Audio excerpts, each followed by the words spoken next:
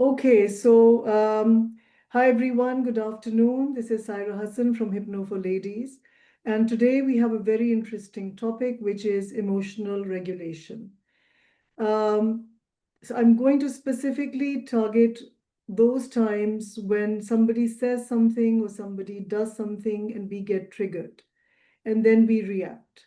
Now, we can react in different ways. We could react in anger and say something that will stay. Like words, remember, they stay in other people's minds. I've had clients who remember remarks from their childhood and they have been embedded in their psyches and they are driving their behavior today.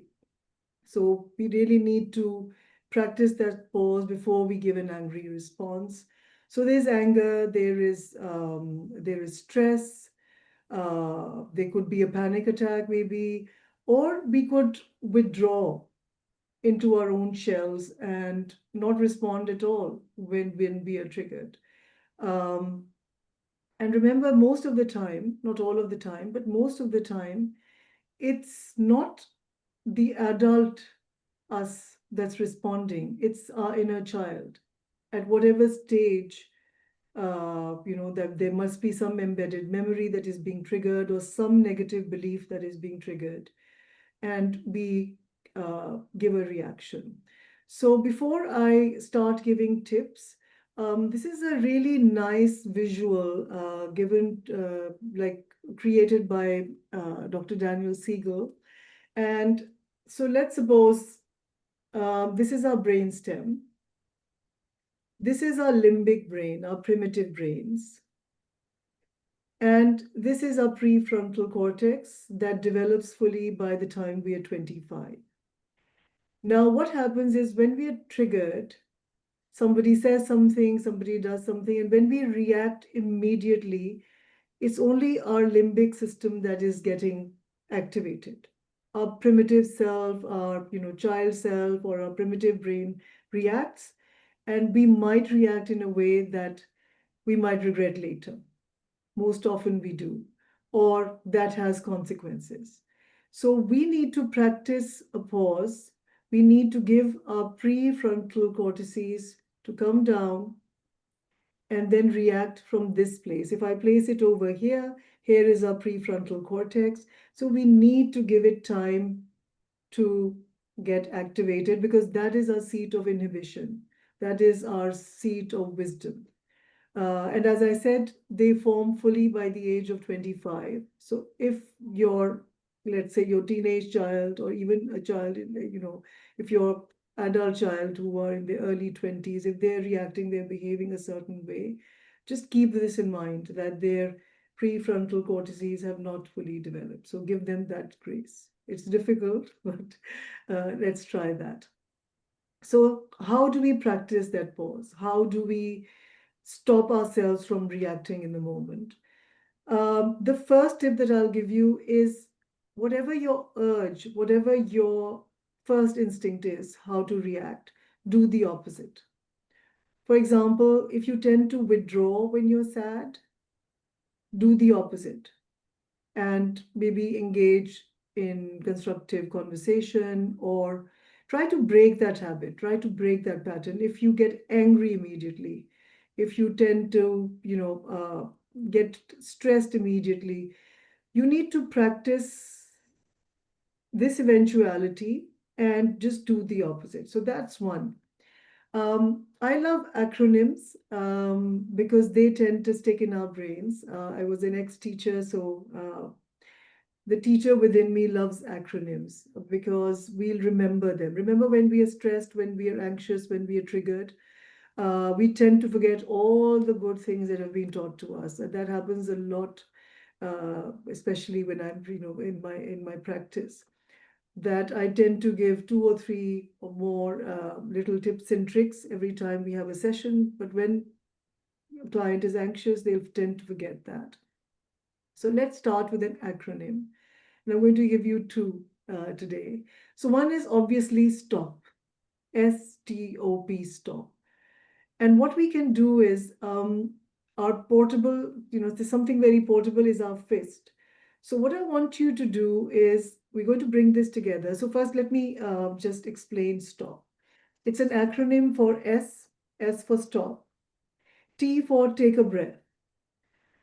So whichever breath technique that you like, there's the box breathing for inhale, for hold, for exhale, and stay with the exhale for 4, complete the square. A lot of people like it. It's practiced by firefighters, policemen, etc.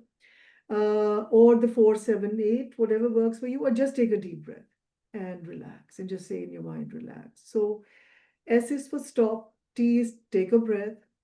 Always observe your body. Observe where you're holding that anger, that tension, that hurt, whatever your reaction is, wherever that trigger has hit. Observe your feelings. What is my emotion? Just tease it out. What is my emotion here? What is my thought, the first thought that came to mind in my brain? And remember, you're doing it in your head right now. How is the other person seeing me right now? What is my body language? So all of these things. O for observe. And P is now proceed with intention. Because you've taken that time to engage this. And now proceed with intention, proceed with a strategy as to how you're going to respond to whatever trigger, whoever has triggered you, whatever has triggered you. Okay, so STOP, and you can play back the recording and see what they stand for. The other acronym that I want to share today is the TIP skill. Not TIP, but TIPP, TIP skill. And this is especially for distress tolerance. How well do you handle that, handle distress? So remember, temperature, especially very cold temperature, tends to stop our panic or stop our stress or stop our reactions. They just freeze them.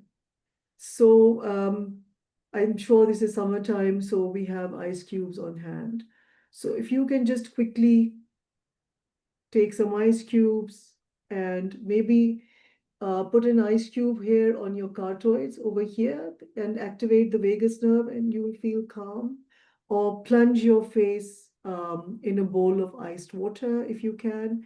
Or if there's no time, just splash your face with cold water. Just take yourself out of that room, go to the bathroom, splash your face with cold water. Or if you can have access to it, have a, a cool glass of water. I have it here, but that's because it's a summer's day. So temperature, ice especially, will be really good for you, otherwise very cold water.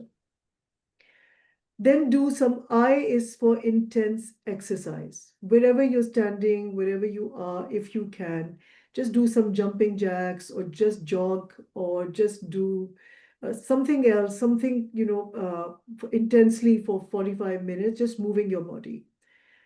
Even just, shaking yourself off, something like that in order to de-stress. That's what dogs do. My daughter has a dog, and she, when I was leaving, the dog was very agitated, and she started shaking a lot. And I said, what's she doing? And my daughter told me that she's stressed and she's trying to shake off the stress. So shaking off your stress by doing intense exercise, that's I. P is for paced breathing again, like we did in stop. So breathing is key, whichever way you see it. Breathing is key, and using all of the, the box breathing, the 4-7-8, or even 5-5. So 5 inhale, 5 exhale, 5 inhale, 5 exhale, so that you calm your vagus nerve. And then P again is for paired muscle relaxation. This is an amazing tip, and this is something that you should do, probably practice every morning, is you take in a deep breath and you hold tension in your muscles and release. So the best thing is to do progressive muscle relaxation. So you maybe, let's say scrunch your toes, inhale, exhale, release your toes, and do the same as you go up your body, calves, then thighs, and then glutes, and so on till you reach your neck and your head. But in the moment, You won't have time for that. So what you'll do is you'll take in a deep breath, scrunch up your whole body, and relax and let go. So that's TIPP, tip. So you can remember that. T for temperature, I for intense exercise, P for paced breathing, and P for paired muscle relaxation. But what I want you to do is just think of a representative scenario. So I'm going to give you um, about a minute, maybe a minute or so. Just come up with a scenario where you do get stressed, you do get triggered, you do get angry, and see yourself using all of these techniques that I've already told you. The stop, STOP, the tip, TIPP, and maybe the fist. So yeah, so when you say stop to yourself, make a fist with your dominant hand immediately, because that's reinforcing the stopping sign. So stop, and see yourself doing all of that and then responding with a plan. So I'm going to get out of your screens as you do just that. And then when we have our question and answer session, then I'm going to ask you what happened.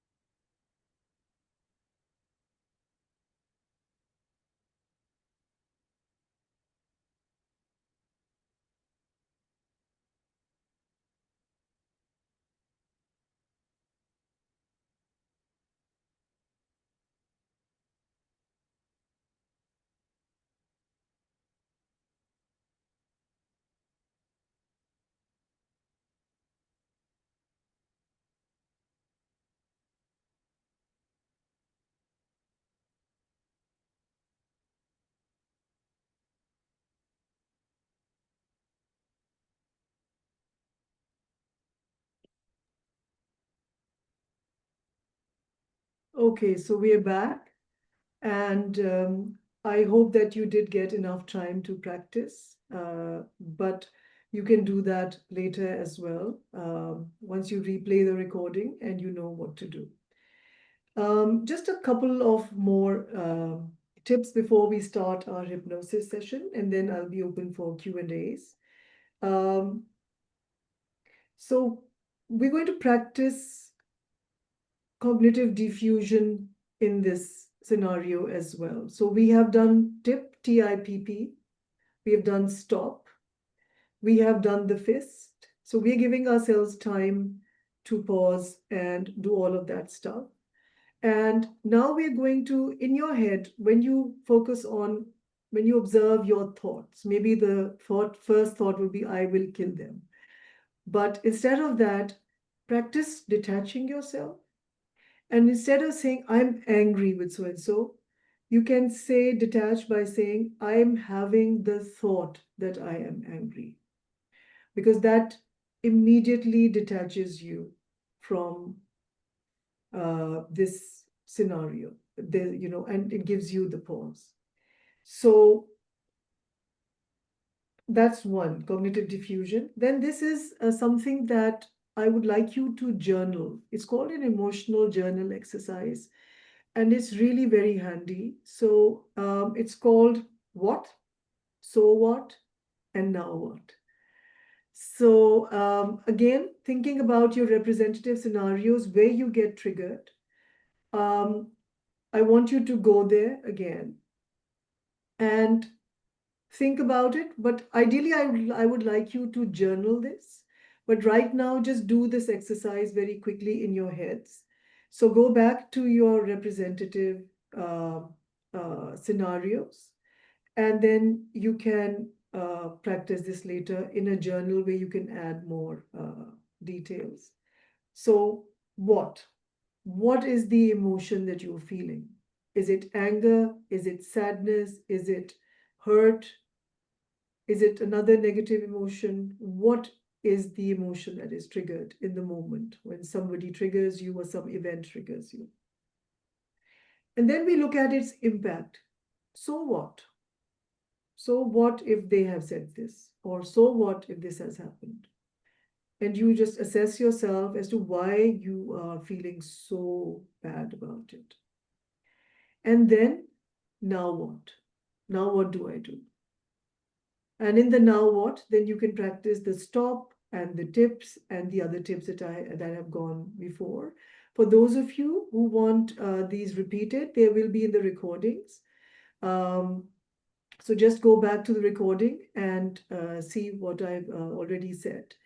And I will put them on YouTube as well, so you can share and you can see it at your own pace.